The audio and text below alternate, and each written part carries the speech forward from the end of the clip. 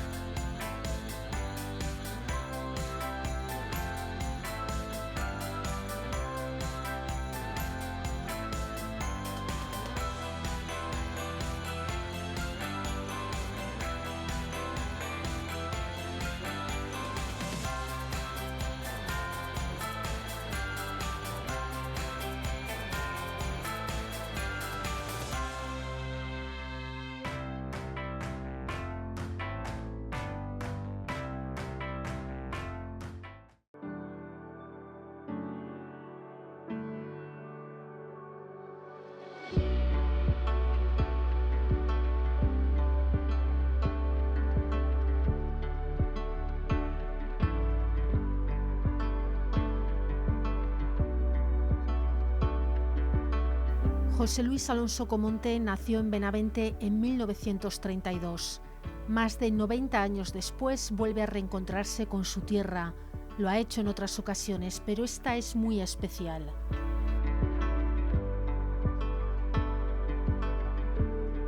El Centro Cultural Soledad González abre sus puertas para acoger una exposición introspectiva del artista, del escultor, del pintor, del imaginero, del genio sin igual.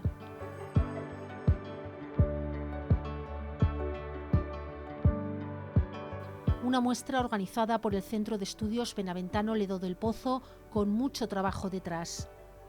La exposición se complementa con otra segunda sede para su obra de mayor tamaño en el claustro del Hospital de la Piedad, y se han organizado visitas guiadas para conocer la obra de Comonte en espacios públicos en Benavente. Lo primero que nos encontramos al entrar en Casa Solita es este cartel móvil con la imagen del ostensorio, posiblemente la obra que más ha marcado la trayectoria de Comonte. Luego, entre salas, vamos descubriendo cronológicamente el mundo de José Luis. Una exposición lleva tiempo, ¿no? Entonces, claro, esto llevábamos ya dándole vueltas desde hace 2 años, habíamos estado en San Marcial, habíamos hablado con José Luis, habíamos hablado con Marianela.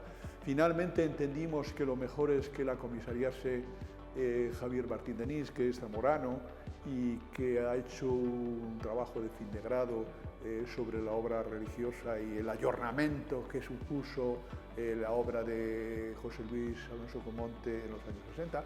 Y finalmente ya se pusieron fechas, porque esto hay que acotar, ¿no? Hay que acotar. Y finalmente se dijo, bueno, mayo, junio del 2025 hay que hacerlo.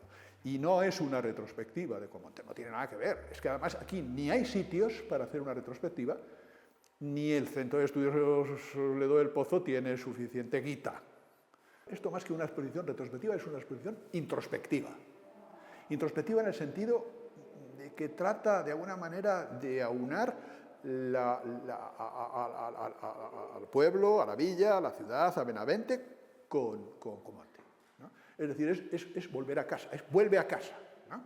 De eso se trata, quiero decir, de esos hitos casi, entre comillas, domésticos, ¿no?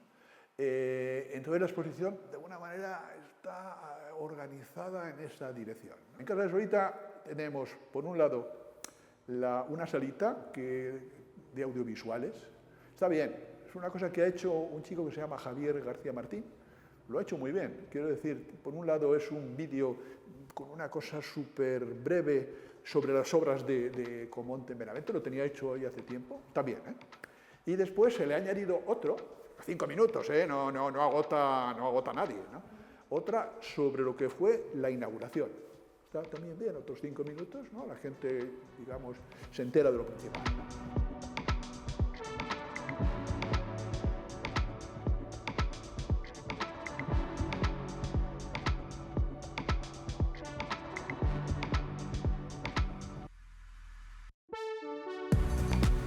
En la primera sala vemos obras de panes y ebanistería. Nos habla así José Luis de su madre panadera y de su padre ebanista. En este ambiente nació el futuro artista.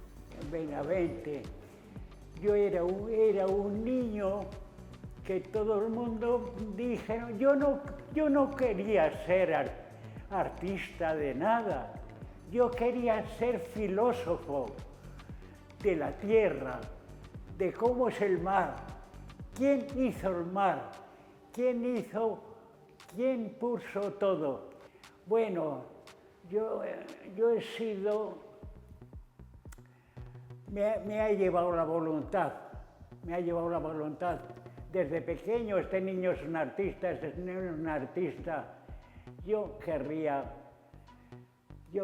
haber hecho otras cosas y todavía sigo sintiendo el universo muy pequeñito, porque yo era muy obediente, yo era un niño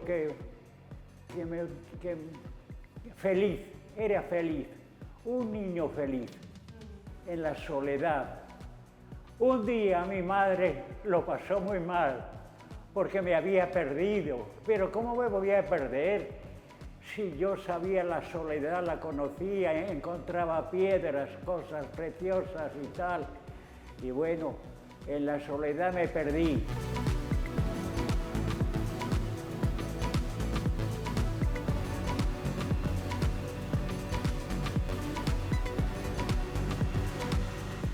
Después está estas tres salas de lo que es el piso noble, ¿no? Y estas 3 salas están, yo creo que bien ordenadas. Martín Denis creo que las ha preparado bien, hemos hablado todos de ello. Por un lado está, digamos, la primera sala, que es la más entrañada, ¿no? como sala. Su madre era panadera, de ahí le viene ceñir las formas. Su padre era ebanista. Las primeras obras de Comonte son imaginerías religiosas que están en algunos sitios de aquí, en algunas iglesias. Este segundo, bueno, se va a Madrid, está en la Academia de San Fernando, ahí está el Doríforo de Policleto, que es la imagen que tuvo que presentar para la Academia de San Fernando. En esta sala sus primeros dibujos, algunos incluso para ilustrar las fiestas de Benavente. Y aquí la obra del Dorífono de Policleto, con la que ingresa en la Academia de San Fernando en Madrid en 1950. Yo hice en San Fernando un dibujo que está aquí, clásico. Yo he dibujado mucho. De lo que más he hecho es dibujar. He hecho kilómetros y kilómetros de dibujos. Yo quiero seguir trabajando, porque hice una obra muy perfecta sobre una obra clásica del Renacimiento, no de antigua, de los griegos y eso. Pero he dibujado del natural, he dibujado de las cosas, he hecho mucha obra. En la segunda sala nos encontramos con sus primeras obras de referencia. En 1960, Luis González Robles le encarga, por recomendación de Chillida, que realice una obra para la Segunda Bienal de Arte Sacro de Salzburgo. Comonte crea el ostensorio. En esta exposición podemos ver un boceto realizado por él mismo a mano y una fotografía. Chillida no quiso porque no hacía obra de tipo religioso. Y entonces esto es tridimensional, como la quieras ver, tal. Seguirá siendo una obra clave en el espacio. En Salzburgo dieron el premio a la obra esta. Es tridimensional por todos los lados, el viril es ese y todo esto. El espacio abierto es la tierra y todo. Pero esto tiene todo esto, el cristal, tiene el hierro y todo. Y esta obra me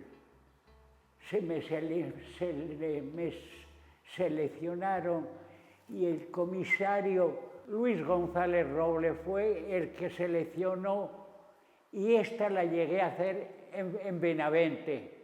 Y tuvo la universidad de todo tal. Fue el premio más grande que surgió en aquellos momentos. Enseguida pasó a ser del gobierno, la seleccionaron. Hoy duerme el ostensorio en el Reina Sofía, en Madrid. Después aprende aquí en Benavente, en la forja de Felipe Santiago, aprende a trabajar el hierro, ¿no? Y un poco está aquí representado de alguna manera pues todas estas metalurgias del hierro, ¿no? Y todo ello de alguna manera presidido por estas imágenes que tengo aquí detrás, de lo que es la obra que ha marcado más la imagen de Comonte, ¿no? Dentro de los artes decorativos del ayornamiento religioso que se produjo en los años 60, ¿no? El gremio 62, ¿no? Y es el ostensorio que además cuelga del hueco de la escalera como dos móviles, ¿no? Un poco así caprichosos. Cuando viene un poco de viento se mueven, si no les lo haces así también se mueven, ¿no? Juegan con eso, ¿no? Entonces esto es, digamos, de alguna manera los dos anclajes de Benavente. Hay otro anclaje que es la actividad docente. Él dio clases aquí y después ha dado clases en muchos sitios, ¿no? Hasta la Facultad de Bellas Artes de Salamanca, hasta que se jubiló. Es un cambio muy grande a la riqueza. Esto habla de la pobreza del material, porque la de Toledo es de plata y piedra, y la otra, la de Zamora también. Y esta entra en la pobreza en el material del cristal y el hierro. En esta sala vemos el empleo de la diversidad de materiales que caracteriza la obra de Comonte, la materia a disposición de la imaginación artística. Es que he tratado todos los materiales, madera, hierro, tal, todas esas cosas, porque después he hecho obra muy importante, porque además me he presentado siempre a concursos. Los años 80 y 90 son rompedores para el artista. Desata toda su imaginación y sus dotes de escultor. Realiza decenas de exposiciones por todo el mundo. Todo ello reflejado en esta sala. Sale en la prensa en Madrid, entonces, el desnudo en el arte. En el arte siempre existió el desnudo. Siempre. No hay más que ver, pues a trabajar en épocas antiguas, aquellos tan escultores de todo, de los griegos y los otros, o sea, claro.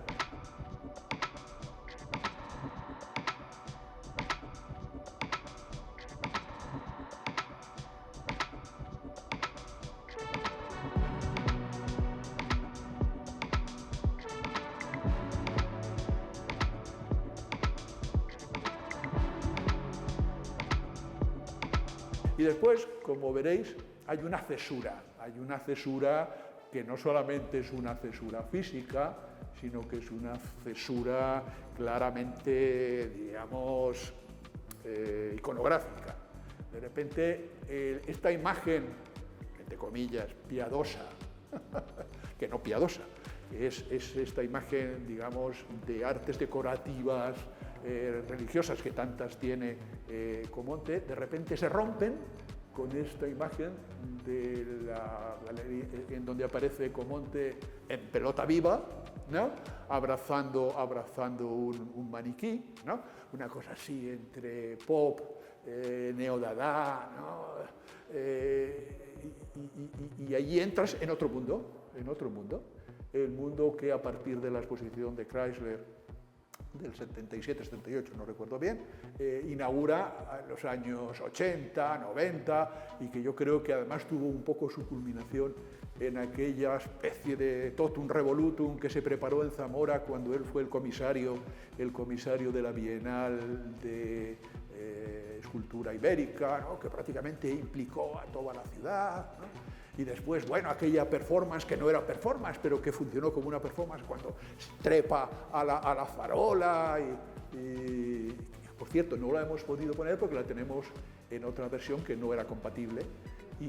Pero bueno, y ahí está un poco el Comonte surrealista, dada, pop, ¿no? Sarcástico, que es otra cosa. Y soy un observador.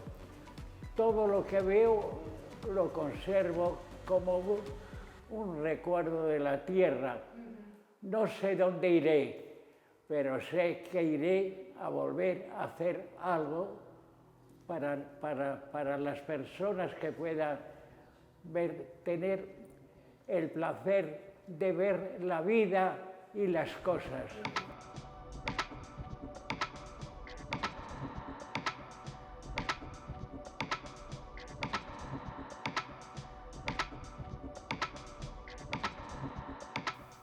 Ya en el Hospital de la Piedad nos encontramos con la obra de mayor tamaño de Comonte. En el Hospital de la Piedad, claro, son obras de mayor peso, peso físico, me refiero. Quiero decir, aquí tener en cuenta que estamos en una casa privada. Quiero decir, si aquí metes uno de los tótems de José Luis, primero no entra y segundo, si entra, la ruina, a lo mejor, ¿no? Entonces, bueno, no era plan, ¿no? Entonces, abajo nada, hay muy pocas cosas, pero sí que él lo ha llamado, son unos antepasados, se llama, ¿no? Y es obra en hierro, es decir, esa escultura en hierro que a partir de los años 50 tuvo un repunte, según la tradición que habían inaugurado Julio González y Picasso en los años 20-30, ¿no? Y entonces son unas elaboraciones a partir de materiales de aperos agrícolas, ¿no? Convertidos en esculturas. En el centro hay una escultura del año 73, se llama algo así como nudo genético, no me acuerdo bien ahora de nombre, ¿no? que es el modelo del lazo que preside el espacio ajardinado y lúdico infantil de lo que llamamos aquí la mota vieja. Y además, lo comentaba antes contigo, Cristina, fue el día de la inauguración fue, digamos, el ombligo emotivo de la inauguración, porque allí se vieron, yo no sé exactamente si después de 50 años o 60, bueno, aquí todo es geológico, ¿no? Todo es férreo, ¿no? Se vieron José Luis y Felipe Santiago, el herrero, el que le enseñó la forja, ¿no? Y le cogía así José Luis, ¡Felipín, Felipín!, ¿no? Como dos niños, cuando dos niños pequeños se encuentran y se miran, y no sé, están como recordando cosas, bueno, y fue el único momento, esos días de lluvia, porque ahora sí, estamos hartos ya del calor, ¿no? Pero ha habido una primera quincena que ha sido sobre todo de lluvias, ¿no? El único momento de sol fue una casualidad, ¿no? Queda un poco así como cursi, pero no, es verdad, ¿no? Allí los dos, ¿no? Mirándose, con una nieta y con una hija. Quedó todo como... Y el sol. Nicolau. Decía yo que Benavente y José Luis necesitaban reencontrarse en algún momento y ha sido porque estábamos viendo quién era gente, quiere saludarlo, quiere... Sí, encuentro entre... Fíjate, ha habido exposiciones aquí desde el 51, pero la que se ha hecho, digamos, más en serio, o más que en serio, con más ganas, ¿no? Es esta, ¿no? Y yo creo que José Luis creo que lo agradece, ¿no? Y era necesario, quiero decir. Además, para acabar de adentrarnos en la obra de Comonte, podemos conocer la que tiene repartida por toda la ciudad. Destaca este lazo instalado en el Parque de la Mota, una obra de 1979, pero instalada en 2002. Un lazo que abraza y une la obra de este artista con su tierra. En cada una de sus creaciones locales, Comonte vuelve a su casa.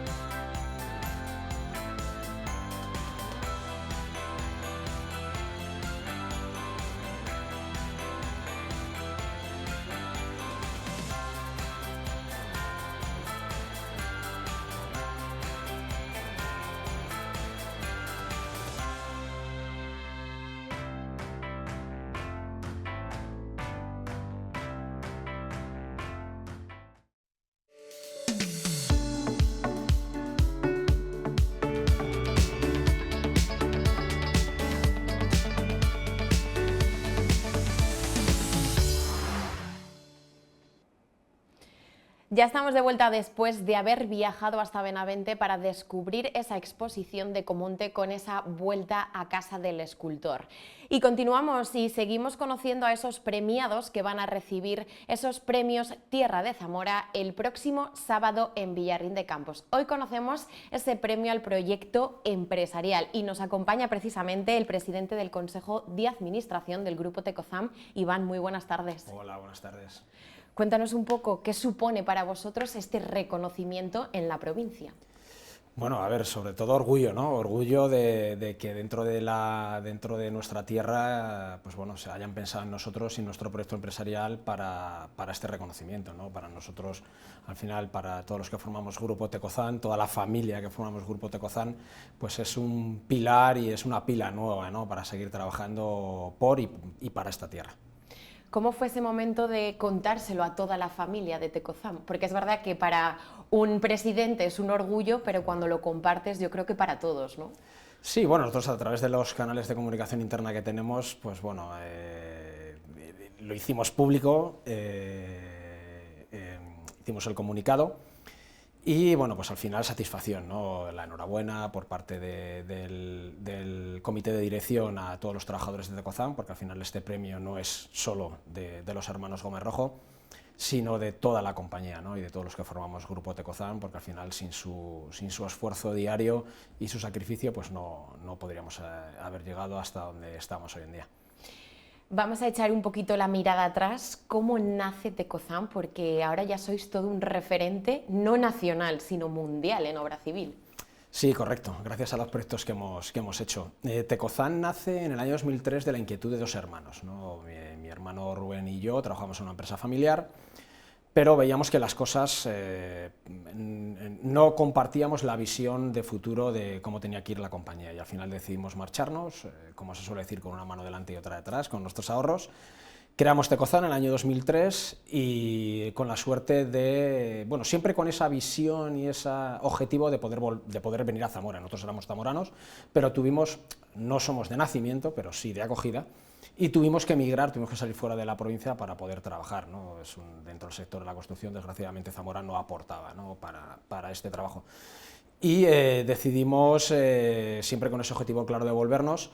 Lo que pasa es que la suerte nos sonrió pronto, porque desde el año 2003 que creamos la compañía en Madrid, en el año 2005 ya pudimos construir nuestra primera fábrica aquí y trasladarnos ya definitivamente parte de la compañía en el año 2005 y ya definitivamente casi al 90% aquí a Zamora, una tierra que nos ha acogido, una tierra a la cual le debemos mucho y le agradecemos mucho, no solo por cómo nos acogió a nivel laboral, ¿no? Y por todo lo que nos aporta dentro de la parte formativa, que nos ayuda a nutrirnos de talento, sino por los propios zamoranos, ¿no? Que siempre, pues bueno, pues al final siempre te tienen ahí con premios, con reconocimientos, con palmadas, ¿no? en la espalda. Me acabo de enterar que estáis haciendo esto, enhorabuena y tal.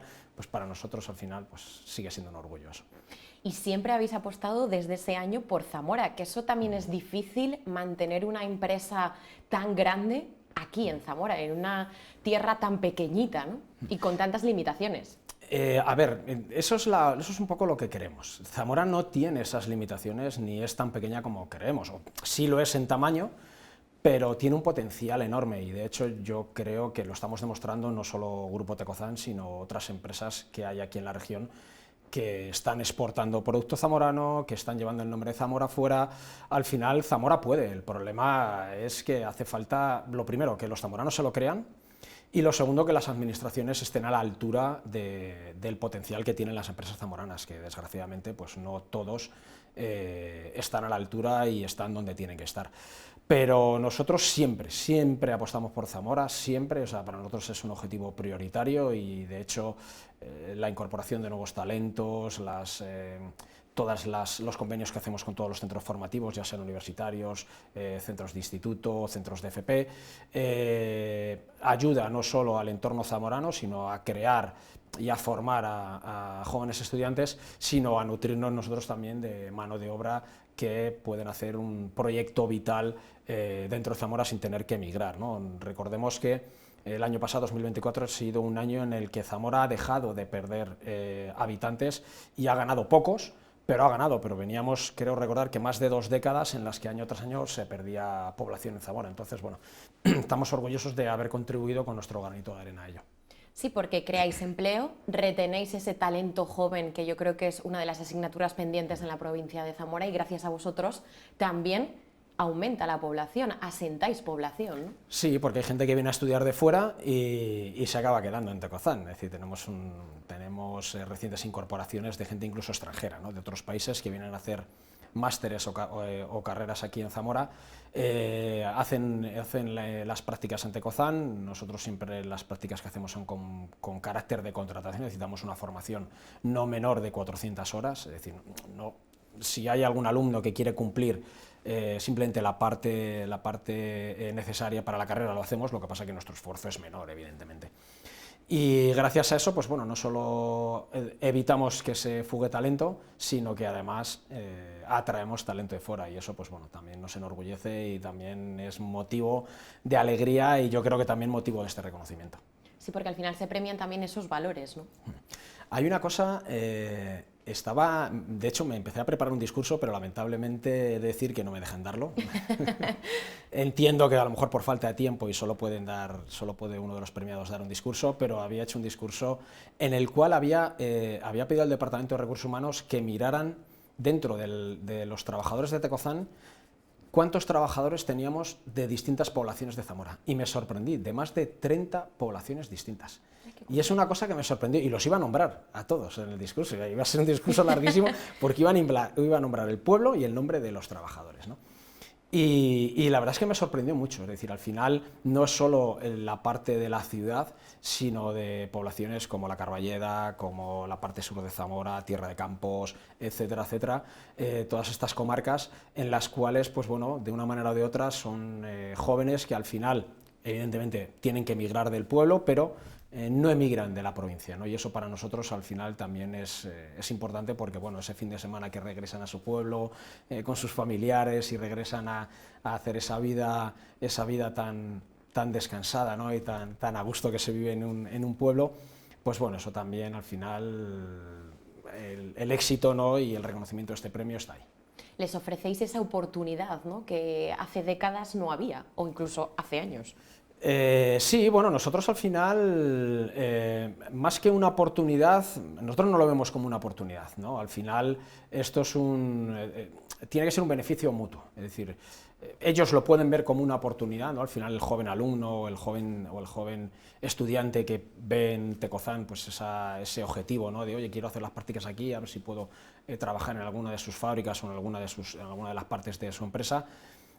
Para nosotros no es una oportunidad, al final es un win-to-win, al final es una parte que ganamos los dos. La empresa gana porque se nutre de gente joven con un poder y una fuerza que ayuda a que la gente más senior pues, ¿no? le empuje y le ayude con esa vitalidad y ese empuje y esa fuerza, y luego los senior pues, con ese conocimiento y esa sabiduría que al final pues, hacen un tándem perfecto, ¿no? entre esa población silver o senior que llaman ahora y los jóvenes, ¿no? Entonces para nosotros es un win-to-win más que una oportunidad, más que el ofrecimiento de una oportunidad.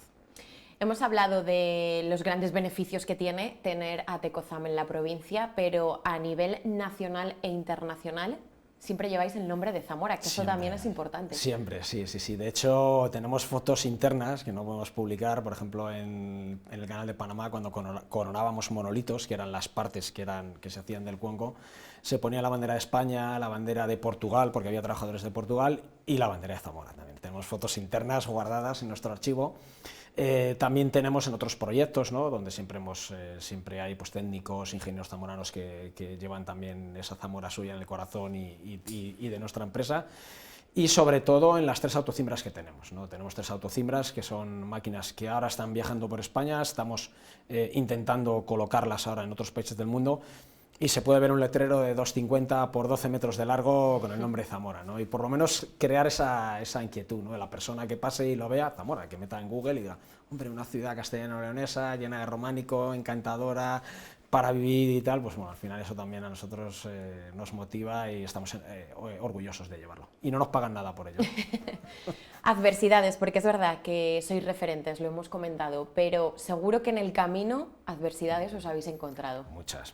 Ten en cuenta que somos una empresa que trabajamos en el sector de la obra civil, dependemos de los presupuestos generales del Estado, en el caso de España, pero de los presupuestos de todos los países, ¿no? El año 8 comienza la crisis mundial, la crisis financiera con la caída de Lehman Brothers y las hipotecas subprime, pero esa crisis llega a España en el año 2012 y es demoledora. Se lleva por delante muchas empresas, tanto de la región, de Castilla y León, como a nivel nacional.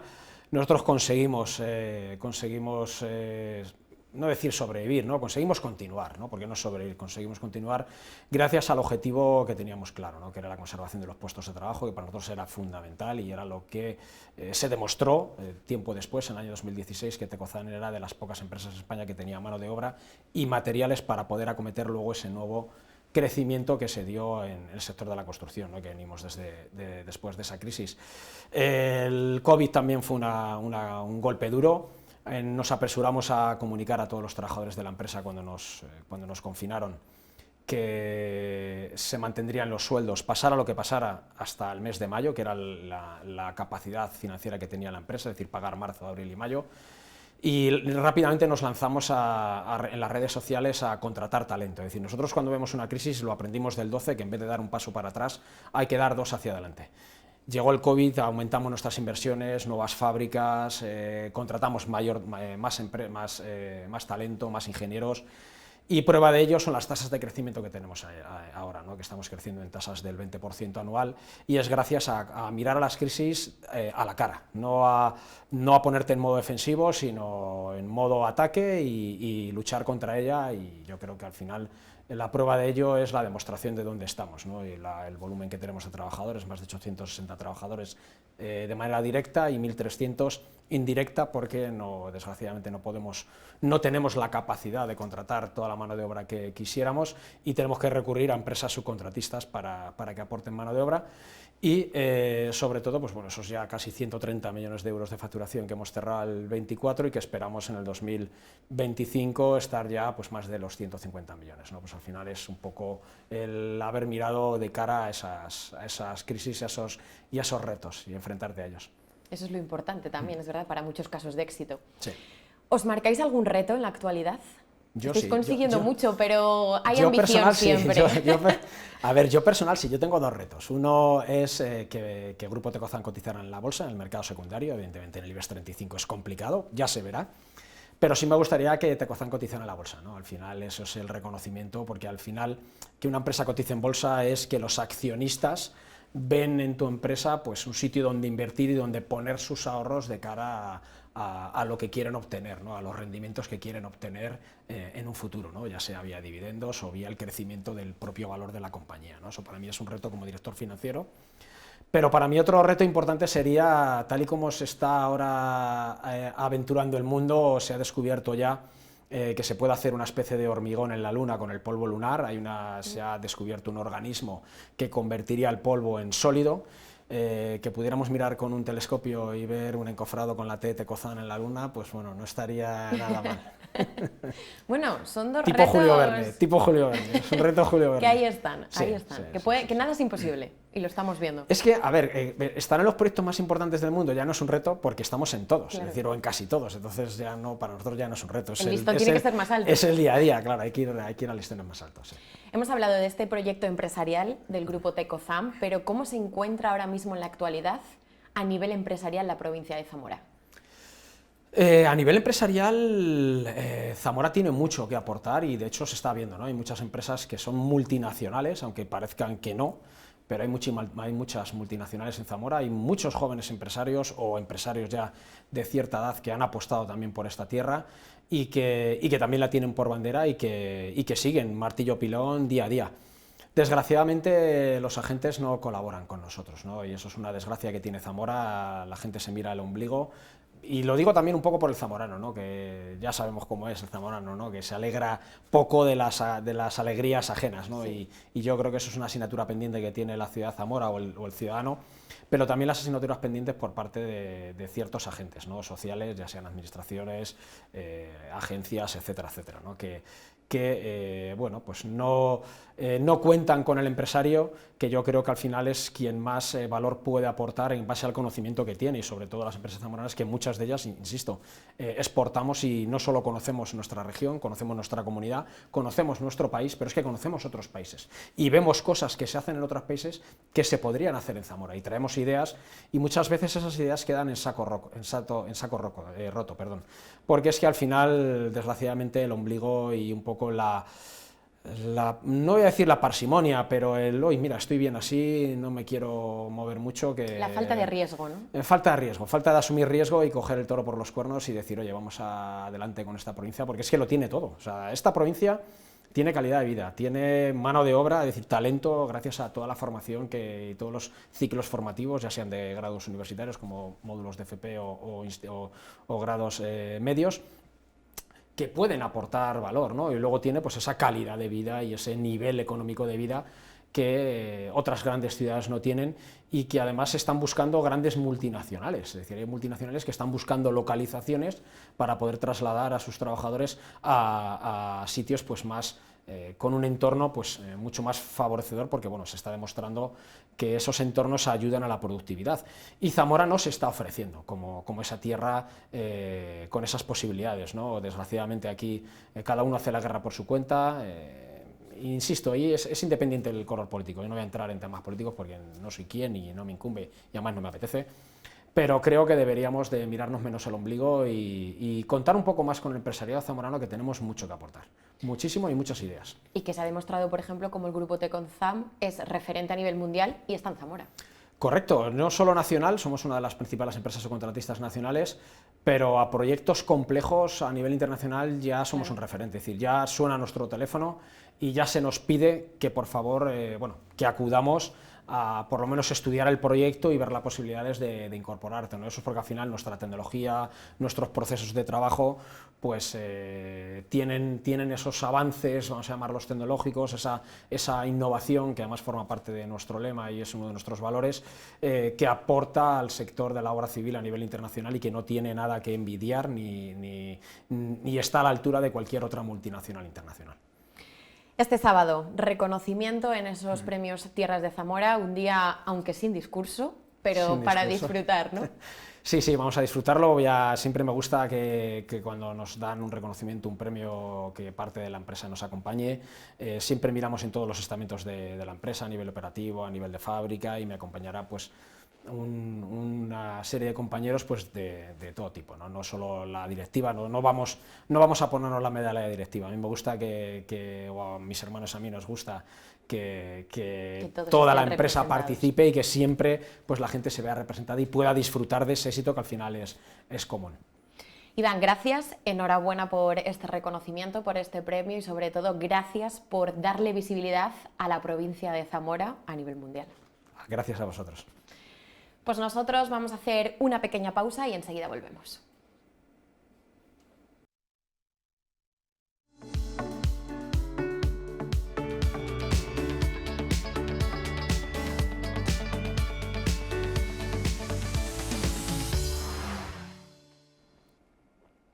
Ya estamos de vuelta después de esta breve pausa publicitaria y continuamos en esta tarde de miércoles conociendo a esos premios Tierras de Zamora. En concreto, los próximos minutos nos centramos en ese premio Patrimonio Cultural que ha recaído en la Asociación Cultural Capitonis Duri. Nos acompaña su presidente, Luis Fernando. Muy buenas tardes. Buenas tardes, Alba.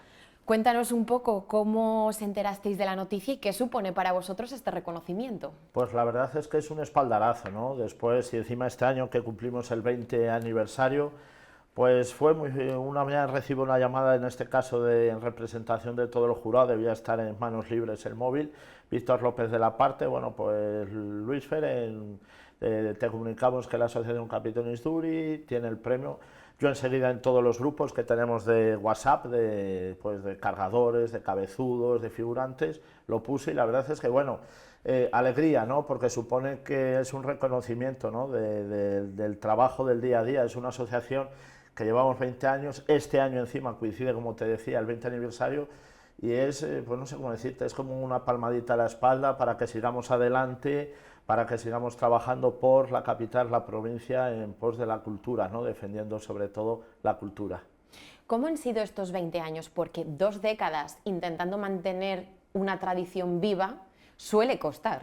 Es complicado, ¿no? Sobre todo, bueno, ahora a día de hoy somos 200 socios los que conformamos Capitonis Duri, pero sí es difícil mantener sobre todo gente joven en Zamora porque, bueno, la gente marcha fuera a estudiar, pero bueno, intentamos que todas las secciones de Capitonis estén ocupadas, ¿no? Es verdad que más de la mitad de los socios son menores de edad y que, bueno, luego actividades tenemos durante todo el año. Intentamos, sobre todo el grosso está toda la temporada estival, pero luego a lo largo del año, gracias a la exposición permanente que tenemos en la antigua estación de autobuses, nuestra sede, pues tenemos visitas, ¿no? Diferentes centros escolares, no solo de la capital, sino también de la provincia, acuden y es una manera de que la asociación esté abierta todo el año.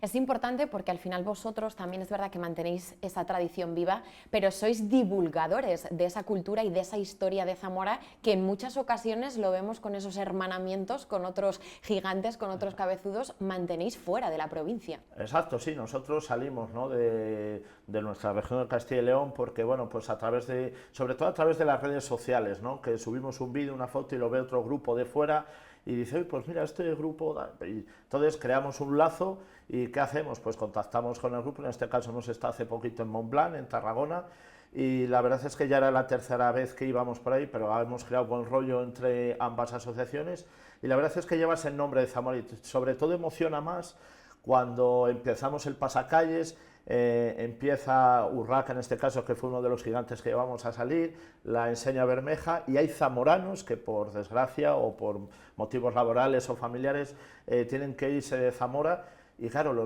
se acercan, dicen, pues vosotros sois de Zamora. Entonces, en todos los sitios debemos de reconocer donde hemos ido, siempre hay un zamorano. Qué bueno. Dice, pero si esta la han llamado Urraca, claro, si Urraca, pero si llevan la Enseña Bermeja. Entonces, emociona, es más. Tengo que decir que cuando acudimos a Montblanc esta última vez, es un largo viaje que hicimos entre autobús y tren, llegamos allá a las 11 de la noche, nos estaba esperando el colectivo en su sede de allí municipal y cuando abrieron las puertas nos recibieron con el himno de la Concha, tocando ellos, allí lo llaman grallas, son parecidas a las dulzainas, la verdad es que nos emocionamos, ¿no? Pues sobre todo cuando está tan reciente, ¿no?, la Iniesta. Entonces, claro, que te reciban así, pues es verdad que ya no solo Capitones, yo creo que toda la cultura al final, si se abren fronteras, llega a la música, en este caso la melodía de la Concha, ha llegado hasta Montblanc, a Tarragona, que creamos ahí sobre todo eso. Nosotros nos lo pasamos muy bien con lo que hacemos, pero no debemos de olvidar de que estamos divulgando la historia de Zamora y concretamente el pasaje del cerco de Zamora. Efectivamente, es que vosotros mostráis al mundo, por así decirlo,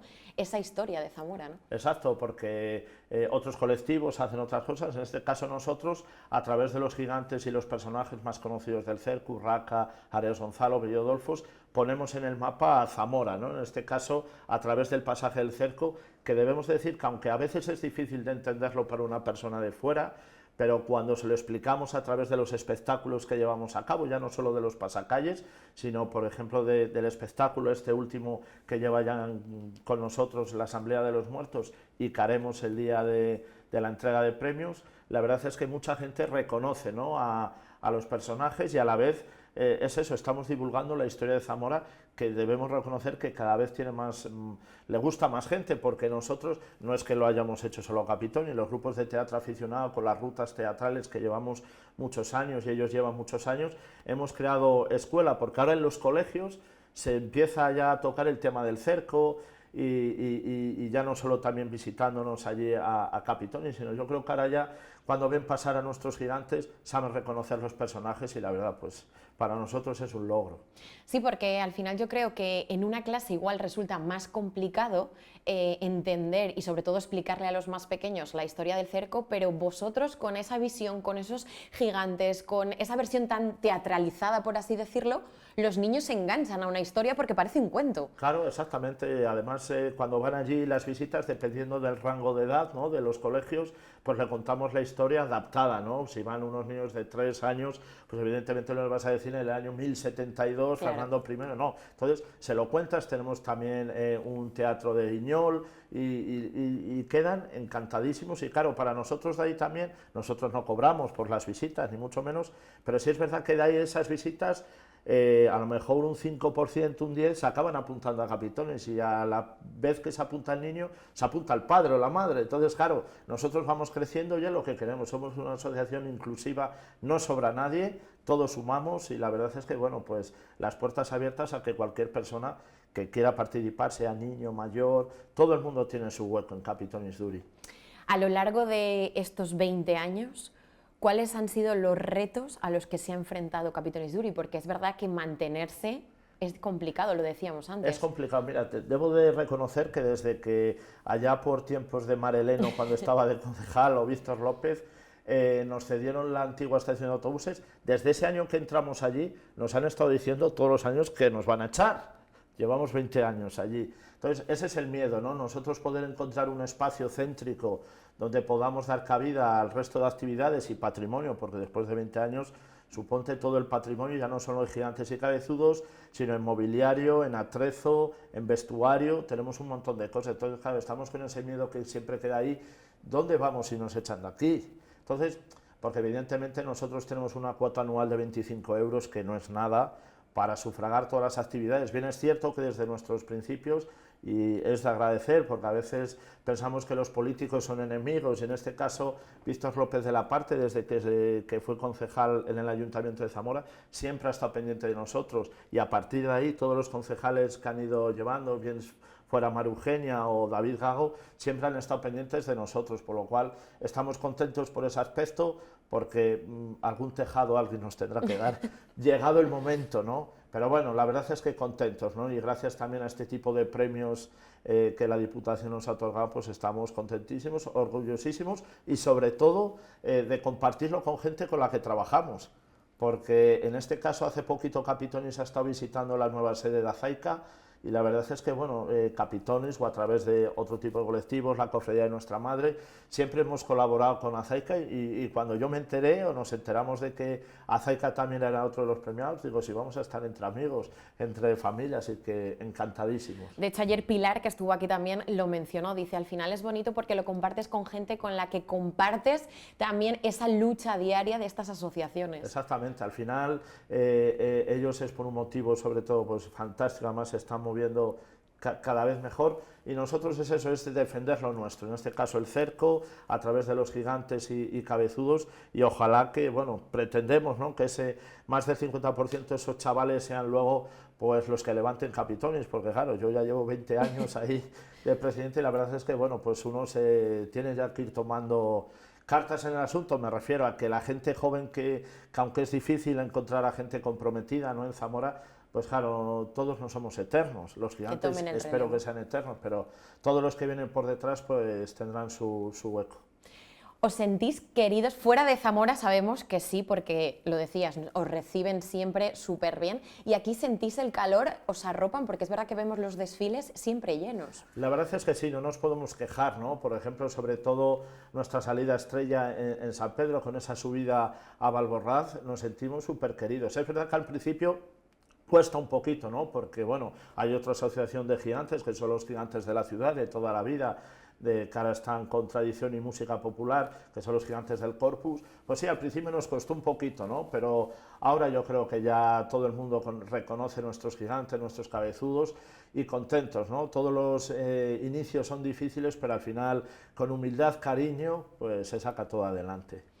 Este sábado, en el Día de la Provincia, se os reconoce con ese premio al patrimonio cultural, y además con actuación, ¿no? Que yo creo que vais a demostrar por lo que se os premia, una de las cosas. Exactamente. Nosotros, cuando nos otorgaron el premio, también nos ofrecieron la posibilidad de poder llevar a escena a uno de los, y nosotros pues encantadísimos. Llevamos estos últimos 15 días repasando un poco el texto, los cargadores ya ahí probando y tal, y la verdad es que contentísimos, ¿no? Porque bueno, nos quitaremos la americana y la corbata después de comer, y nos iremos a lo nuestro, ¿no? Que realmente lo nuestro al final es pues este tipo de espectáculos, y bueno, nosotros encantadísimos de que nos han invitado a participar. Llevaremos todos los gigantes, estarán allí desde por la mañana para recibir a todas las personas que se acerquen hasta Villarrín, así que nosotros contentísimos, porque además, si es verdad, es una justificación de, señores, sois los premiados, ahora aquí demostrármelo, así que lo daremos todo en este caso, por toda la gente que quiera acudir a vernos. Claro que sí, que disfruten también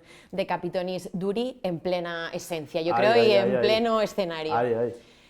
Enhorabuena una vez más, gracias, y me imagino que muchísimas actividades por delante, porque como decíamos antes, parece que todas se juntan cuando hace bueno. Es verdad que este año ha sido acabar Semana Santa y estar preparando ya la pañoleta de San Pedro, pero sí es verdad que bueno, tenemos un San Pedro movidito. Luego este año, evidentemente, al cumplir 20 años queremos en septiembre estrenar un libro que recoja toda la actividad que hemos tenido durante estos 20 años.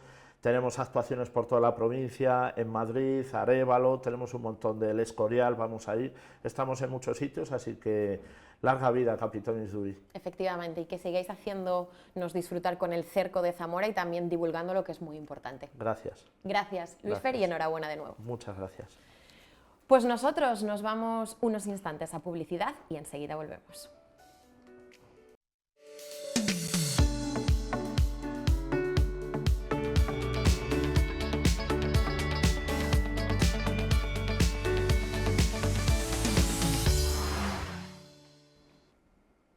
Ya estamos de vuelta después de esta breve pausa publicitaria. Continuamos en esta tarde de miércoles en 8 Magazine y ahora les vamos a dar un plan perfecto para que en estos días de calor, seguro que muchos de ustedes se agarran a un buen libro. Pues bien, les vamos a hablar, que además se presenta mañana en Librería Semuret, de este libro con un título tan sugerente, La sequía para el tiempo, el que vamos a adentrarnos en tan solo unas semanas como es el verano. Nos acompaña su autor, Víctor. Muy buenas tardes. Hola, buenas tardes, Alba, ¿qué tal? ¿Cómo estás?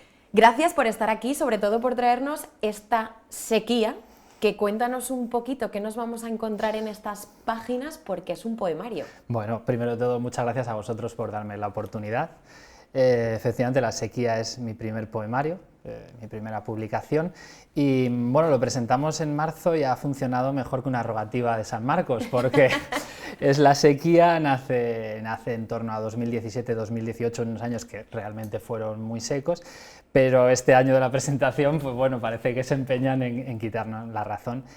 Y bueno, pues como todos los poemarios, tiene una serie de observaciones, de pequeños poemas, que a mí me gusta definir un poco como si dijéramos una serie de fotografías, una serie de observaciones fijas, en mi caso muy centradas, aunque no se nombra de manera explícita en ningún momento, pero en nuestra provincia, en Zamora, en mi pueblo, en Videmala, y en el embalse de Ricobayo, que circunda gran parte del término municipal, que de hecho en 2017, cuando hay esta gran sequía y con esa bajada de la cota del embalse hasta prácticamente el cauce donde estaba antes de que se embalsara, afloran pues todas las cosas que el embalse esconde, todas las vegas donde antes se cultivaba, todos los tocones de los árboles que hubo que cortar cuando subió el agua después de que se embalsara, los pueblos que quedaron ocultos, la Pueblica, San Pedro de la Nave, todas las edificaciones, las paredes de las fincas. Entonces tuve la oportunidad de conocerlo, de bajar hasta allí.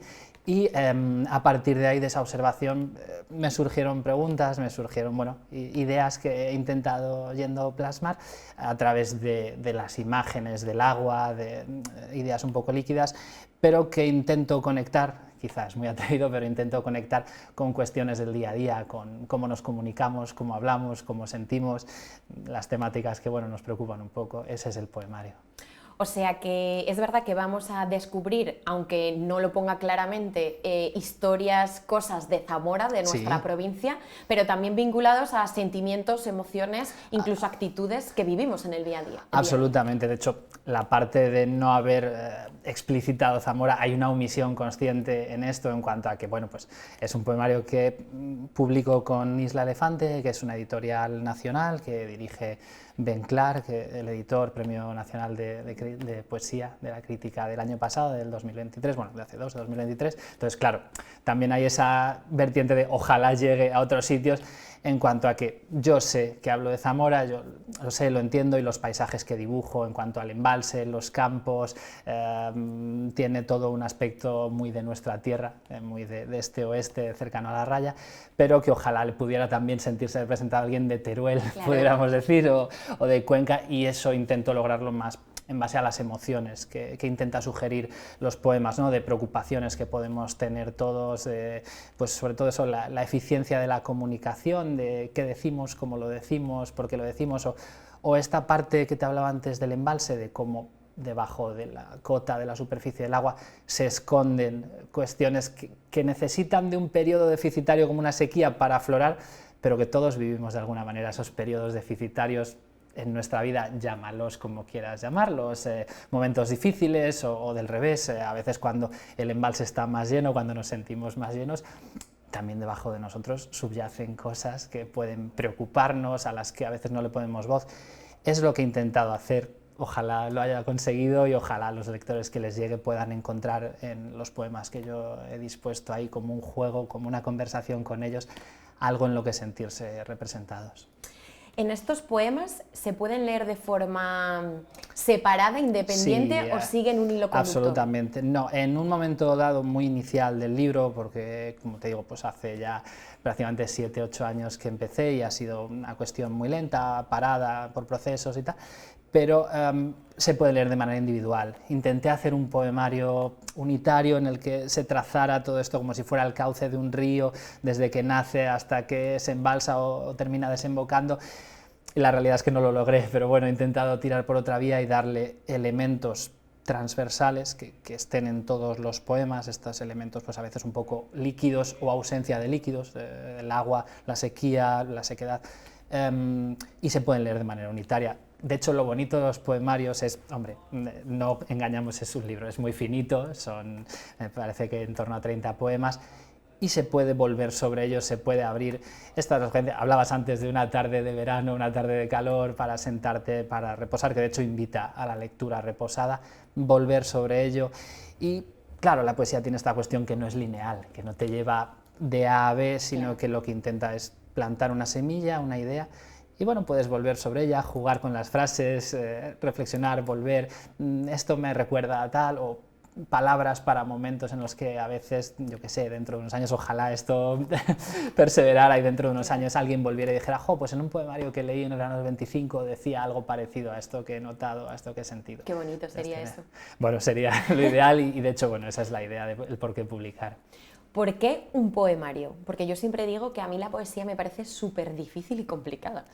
Bueno, es una cuestión muy frecuente y de hecho hay una cierta parte, diría, como de distancia o de temor que tenemos todos con la poesía, aunque de pequeños hemos leído poesía, ¿no? Sí. De pequeños, pues, Gloria Fuertes, otras cuestiones más pequeñas y la rima nos ayuda, nos acerca, y sin embargo de mayores como que nos escondemos un poco más en la narrativa, que bueno, ahí está, y hombre, todos los que escribimos, ¿quién no querría escribir la gran novela americana, un tocho de 800 páginas que quedara para la posteridad? Pero sin embargo luego tiene la poesía, que tenemos el último puente inaugurado en Zamora, es el Puente de los Poetas, hay algo en la poesía. No te sabría decir exactamente el qué, yo sí que entiendo el por qué yo escribo poesía. Para mí es más sencillo porque ya te comentaba que nace de pequeñas observaciones, de pequeñas instantáneas, de momentos, y para mí es más sencillo plasmarlo. En cuanto a la brevedad, tiene la otra parte que me parece más difícil de restarle palabras, y de hecho gran parte del proceso de corrección con Ben Clark ha sido restar palabras, restar descriptivos. En la narrativa al lector le planteas una línea que el lector va siguiendo y sí que le planteas juegos, ocultos, misterios hacia dónde quieres llevar, pero aquí simplemente pones de toma esto, y además eso, intentando quitar las máximas cosas. He omitido los nombres, he omitido ideas, he omitido imágenes muy descritas. Parece que lo hace más difícil y sin embargo, de alguna manera, el intento es hacerlo más asequible. El intento es que cada uno le pueda dar su propia visión. Lo que pasa es que yo entiendo, y es común esta idea de que la poesía genera distancia, además ahora que, como dice mi madre, esto ya no rima, esto no va, pues claro, entiendo esa dificultad y que a todos nos genera la distancia por cómo estamos acostumbrados a leer y quizá por la carencia de reposo, por esta prisa que también en algunos de los poemas del libro he intentado hablar en cuanto a cómo nos comunicamos en redes sociales, siempre corriendo, siempre poniendo, siempre esperando una respuesta instantánea. Y la poesía es un poco enemiga de eso, la poesía te pide más poco calma, de pausa. Como decías antes, después de comer, una tarde de verano, reposadamente, ¿no? Eso es, un poco más. Entonces, sé que son elementos que generan distancia y sin embargo, bueno, pues aquí estoy obcecado en plantearlo y obcecado en seguir por el camino de la poesía, que yo creo que nos llama a todos, que incluso la gente que se sienta más distante o menos llamada, no necesariamente ojalá en mi poemario, pero en muchísimos otros puede encontrar poesía para un momento de amor, para un momento de duelo, para un momento de alegría, de familia, para una cuestión. Puede encontrar palabras que a lo mejor de otra manera le costaría más procesar. ¿Qué referentes tiene Víctor, sobre todo a la hora de escribir este poemario?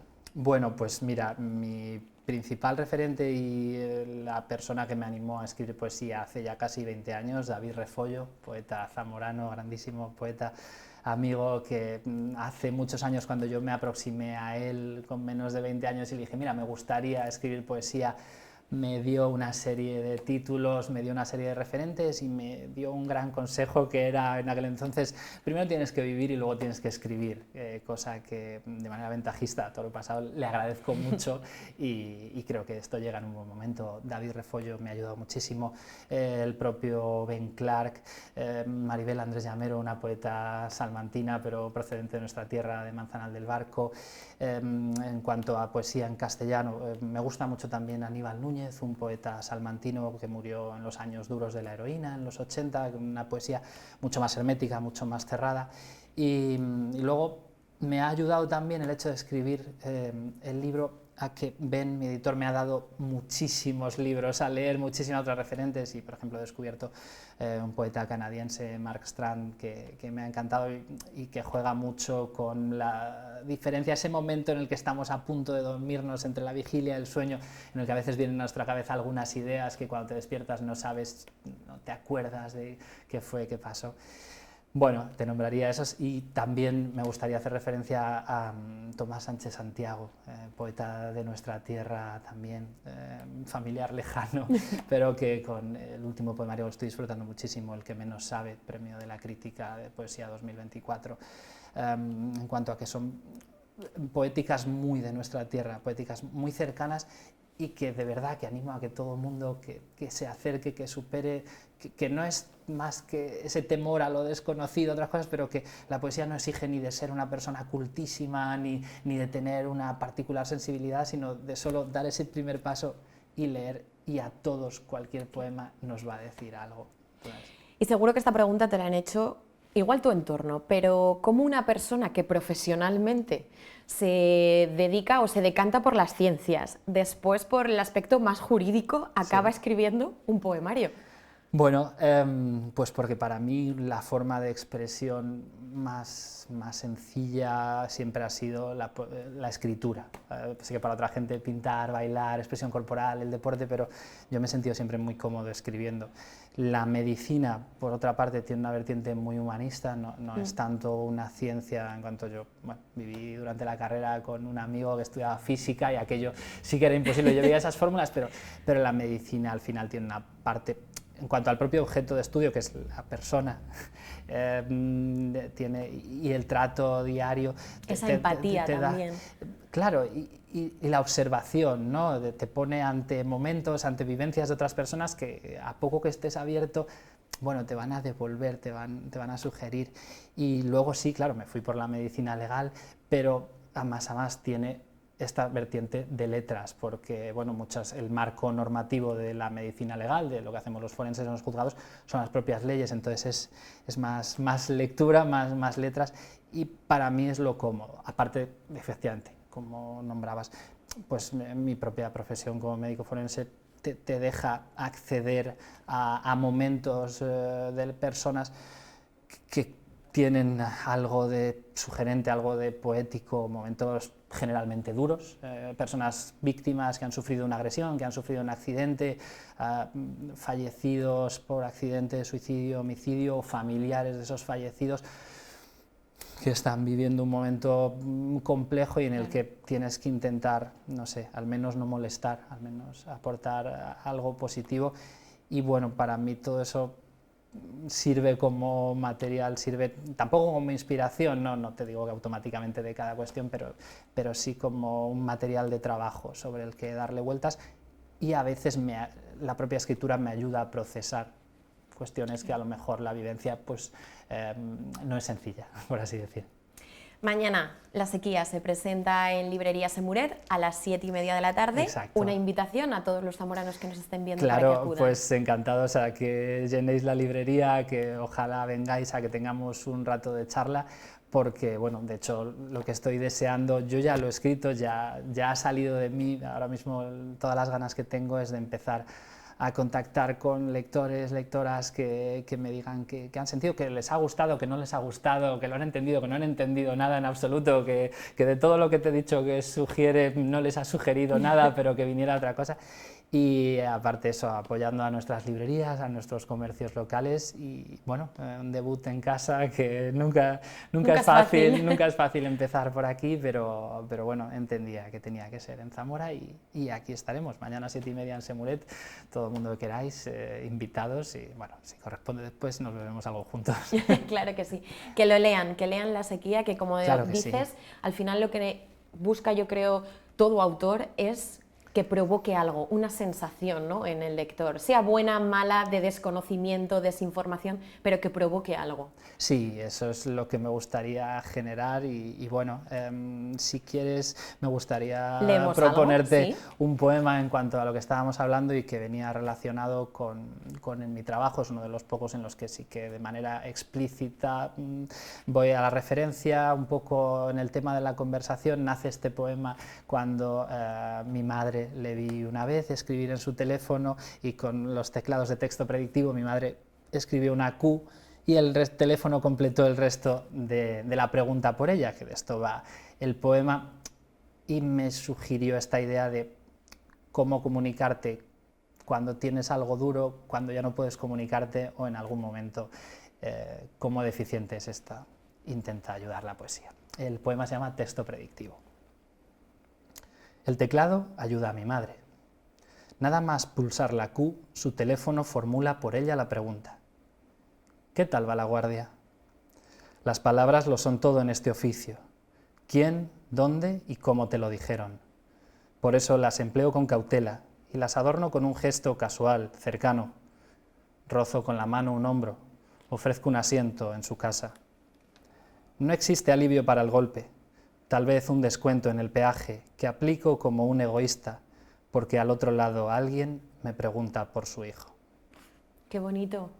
Gracias. Ahora yo creo que todos los que lo han escuchado se han quedado con ganas de más, ¿eh? Bueno, pues allá vamos, La sequía en Isla Elefante, disponible en todas las librerías, de Zamora, de fuera, porque va por distribución nacional, así que lo tenéis a vuestra disposición y bueno, ojalá sería una grandísima noticia, para mí sería una satisfacción que llegara a la Ojalá gente. que sí, que llegue a muchos zamoranos, que llegue a muchas personas también de fuera de la provincia.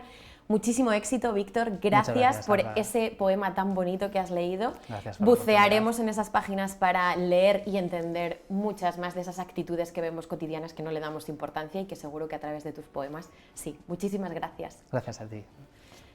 Hacemos una pequeña pausa y enseguida estamos con todos ustedes.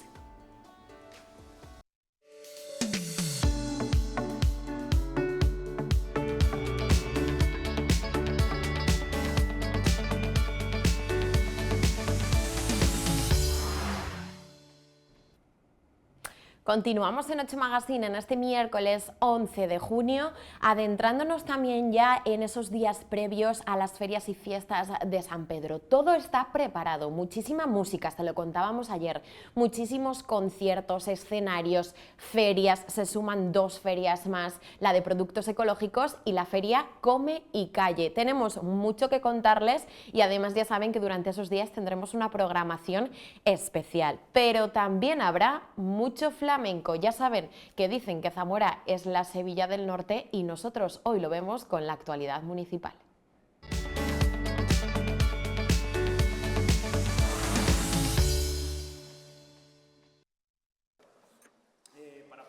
Enmarcado en las fiestas de San Pedro, Zamora volverá a ser referencia del flamenco en el norte de España con la 53 edición de su festival.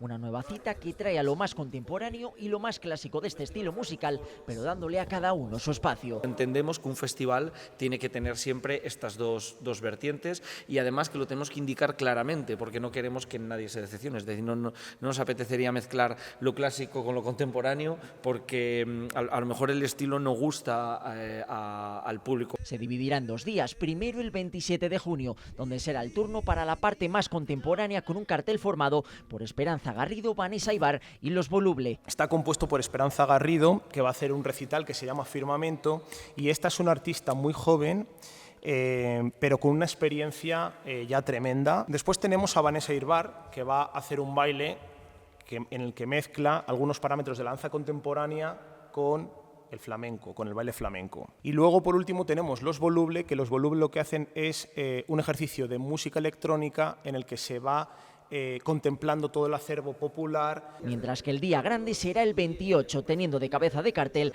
a José Mercé, acompañado por Rancapino Chico y Belén López. Y el cartel del día 28, todos conocemos ya a Rancapino porque ha estado 2 ediciones aquí en el ciclo de flamenco.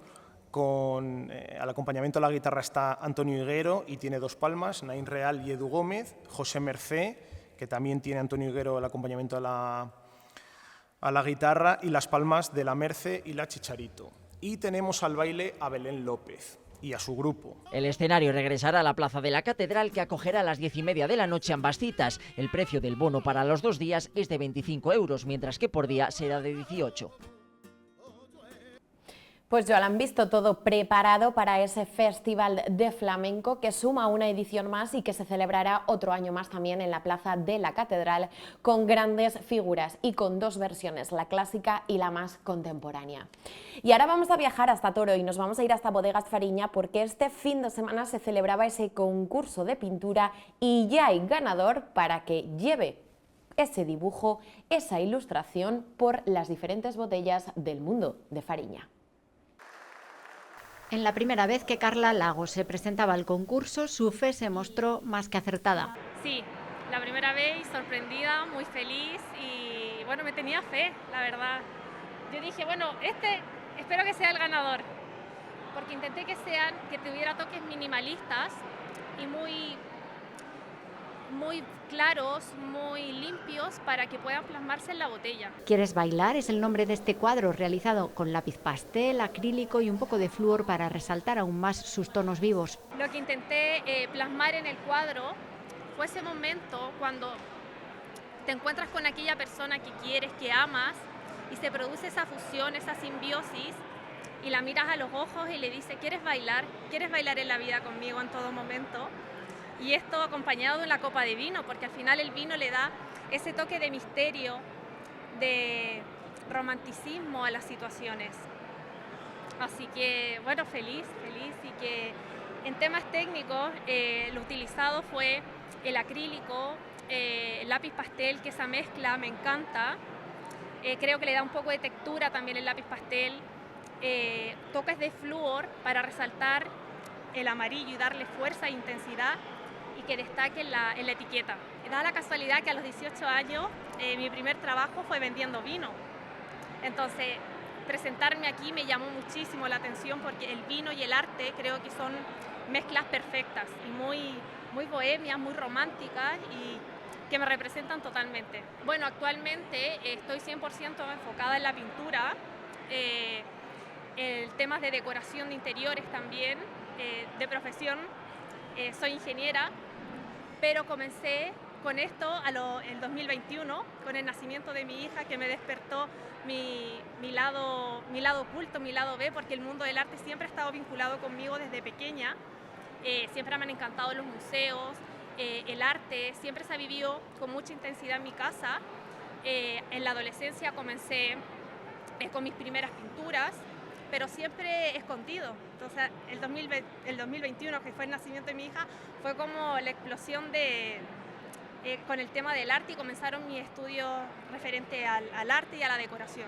Una relación, la del vino y el arte, que en Fariña tienen muy interiorizada. Mantienen su apuesta por esta simbiosis en modo concurso desde hace 20 primaveras. Es un año especial porque van 20 ediciones del concurso y coincide con la 30 edición del vino, que empezamos en 1995, así que bueno, encantados, muy bien. Para nosotros supone hablar de vino, pero sin hablar de vino, metiéndonos en un mundo que es, con todos los respetos, igual de subjetivo que el mundo del vino a nivel de opinión, ¿no?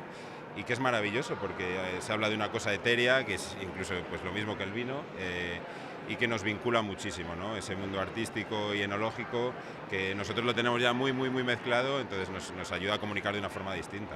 La viña aún está en flor y le queda un largo camino por delante, pero aquí ya tienen clara cuál va a ser la imagen de un vino que elaboran desde hace 30 años. Su primero verá la luz el tercer jueves de noviembre. El vino siempre sale al mercado, siempre está en el mercado el tercer jueves de noviembre, que es cuando hacemos una fiesta a nivel nacional. Llevamos 6 años con esa fiesta, este año ya nos ha superado, llegamos a casi a 2.000 lugares de toda España que abren el vino a la vez, con lo cual el tercer jueves de noviembre es cuando se espera el vino, pero ahora mismo todavía está empezando la floración de la vid, con lo cual todavía nos queda todo el recorrido. Y bueno, pues para nosotros son como 150.000, 160.000 botellas repartidas por el mundo, que al final es lo que ayuda a tener repercusión al propio concurso, porque los artistas lo ven reconocido así, ¿no? El primero en general, poco puedo decir porque es mi vino favorito de la bodega, pero a nivel general es un vino frutal, suave, aromático, un poco que se escapa de los estereotipos que tiene nuestra zona, no en nuestra tierra, pero sí fuera de nuestra tierra, y que ayuda a abrir muchísimos mercados con un vino que es accesible para todo tipo de consumidor, a nivel económico, pero a nivel gustativo también. Más de 300 obras se presentaron al concurso. Las menciones fueron para Francisco Javier Nieto y Marina Baena. Los 40 finalistas se expondrán durante todo el año aquí, en la sede central de Bodegas Fariña. Nos aportan, lo veis, un colorido enorme a un museo que es parte de la historia, un museo que realmente es tradicional, aunque lo exponemos de una forma bastante moderna, bastante vanguardista, pero es el lugar de recepción de visitantes, de clientes, de no turistas, y bueno, pues es un lugar imponente, ¿no? Se convierte en un lugar imponente, ajeno a la industria de la que formamos parte.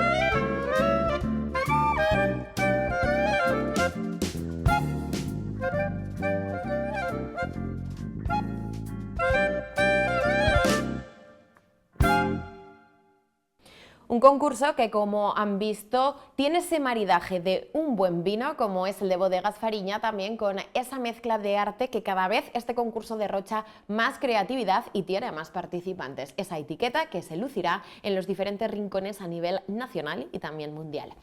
Y continuamos hablando de actividades que han tenido lugar este fin de semana, porque ha sido cargadito de actividades y también de muchísima cultura y algo también académico, porque en la Fundación Rey Afonso Henríquez desde el viernes se ha llevado a cabo ese congreso en el que se ha palpado la historia de Portugal, su independencia y también todo lo que tiene que ver de Portugal, que está muy cerquita de Zamora, ya lo saben, estamos hermanados, con nuestra provincia.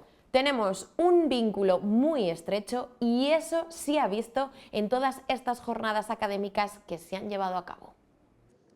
La Fundación Rey Afonso Henríquez ha acogido durante este fin de semana el Congreso de Historia Portugal siglo XII como éramos hace 900 años. Un congreso que quiere marcar el inicio de las celebraciones de los 900 años de Portugal, algo que festejarán a través de un largo ciclo.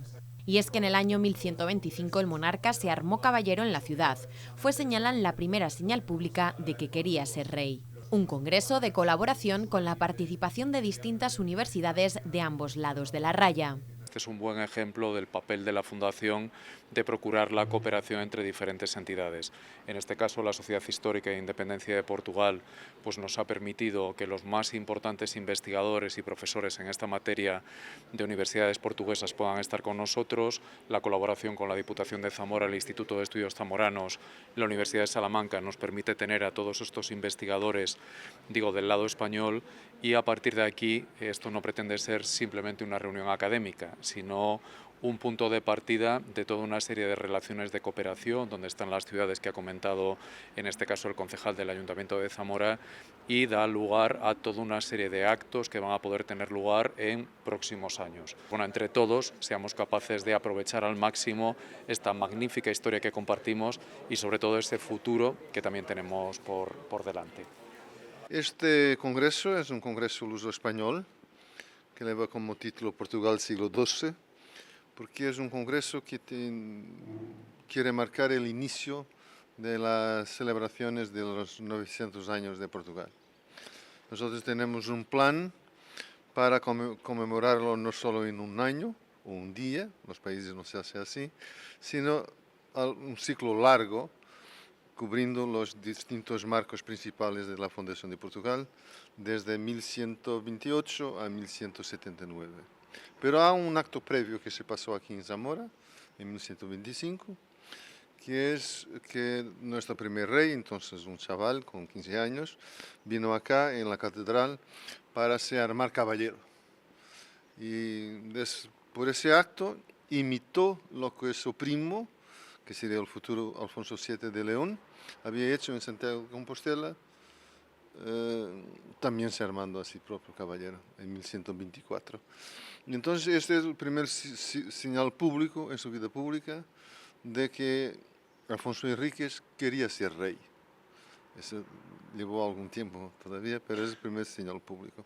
Y entonces alrededor de esta curiosidad organizamos este congreso y vinimos acá a abrir la puerta a la celebración de los 900 años de Portugal. Ya estamos haciendo también celebraciones a nivel local, en torno de fueros, porque desde el 1096 hubo fueros dados por gobernantes portugueses a villas y municipios de Portugal. Y en este año es el municipio de Ponte de Lima, que es una villa muy carismática del Miño, que celebra los 900 años de su fuero que ha sido dado en 4 de marzo de 1125. Y esa es una manera de enracinar en todo el territorio, fuero a fuero, el espíritu de celebración de la fundación de Portugal. Es esto. Aquí es una cooperación con Fundación Rey Afonso Enríquez, que es coorganizador con nosotros de este congreso, y también una gran cooperación con distintas universidades de Portugal y de España, sobre todo de esta región de Castilla y León. Sobre todo Universidad de Salamanca, Universidad de Valladolid, Universidad de León, institutos zamoranos, y de Portugal la Universidad de Lisboa, la Universidad Fernando Pessoa de Oporto, la Universidad Abierta y por lo tanto hay un gran ambiente académico y universitario con ponencias magníficas, escuché ya de la mañana, y claro, serán publicadas en un libro que será un marco muy importante para el resto de las celebraciones. Ha sido una tierra fronteriza, el símbolo de estas instalaciones de la Fundación Rey Alfonso Enríquez siempre ha significado esto, siempre ha sido su fin, estrechar los lazos entre Zamora, entre Portugal, entre Castilla y León y entre Portugal, y se seguirá trabajando para esto. Un congreso como este es un éxito que se celebre en estas instalaciones con este ambiente académico, de profesorado universitario, con unos ponentes de primer nivel que van a hablar y debatir sobre lo que ha transcurrido, ¿no?, a lo largo de todos estos años, pero también sobre cuál tiene que ser el futuro de las relaciones de nuestros países y de la cooperación y de este futuro que tenemos juntos, ¿no? Zamora, nosotros sabemos, es un punto importante en este proceso de la fundación del primer reino de Portugal. En este contexto también hemos celebrado el hermanamiento con Coimbra el año pasado para estrechar lazos, ¿no? Yo creo es fundamental que entender que la historia no es algo muerto, algo terminado, sino la historia es siempre algo vivo, es siempre un objeto de interpretación y después de estas relaciones surgen muchas actividades de cooperación, de colaboración entre las ciudades, entre la provincia, entre las regiones. Es um momento muito importante, é um momento muito simbólico, mas que para Bragança, para Zamora, a nossa fronteira tem raízes profundas. E se aqui o nosso rei Afonso Henriques, com 14 anos, foi um impulso que originou, sendo o cavaleiro aqui, estamos a falar de 9 décadas, e que teve um reino, o reino de Portugal. Portanto, este é um momento muito importante e Portugal está ligado a Zamora, Bragança está ligado a Zamora, a nossa cooperação transfronteiriça entre Bragança e Zamora, Zamora-Bragança tem sido intensa, são duas cidades irmãs e valorizamos exatamente este momento que é um momento de grande significado para todos nós.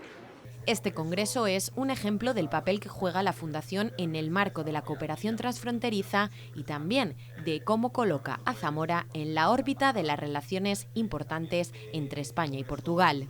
Durante estos días se han celebrado ponencias donde se ha abordado el nacimiento de Portugal como país desde distintas perspectivas.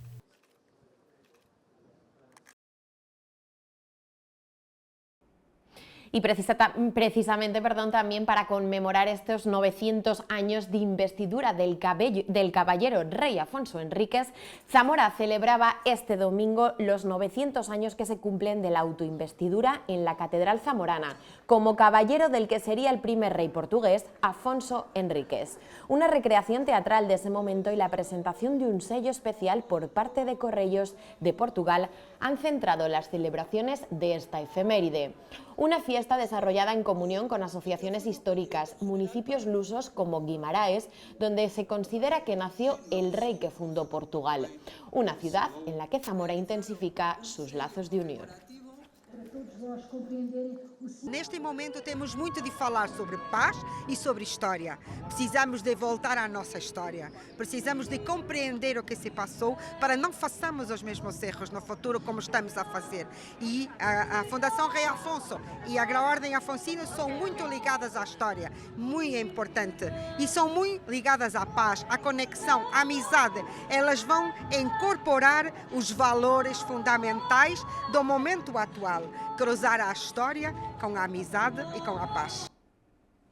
Hemos visto la parte más académica de ese congreso, también hemos visto la más teatral con esta recreación, pero también hubo muchísima música porque precisamente el concierto de la banda de Santana ofreció un homenaje a la figura del infante Afonso Enríquez, que se armó a sí mismo caballero en la Catedral de Zamora cuando era apenas un adolescente, hace 900 años.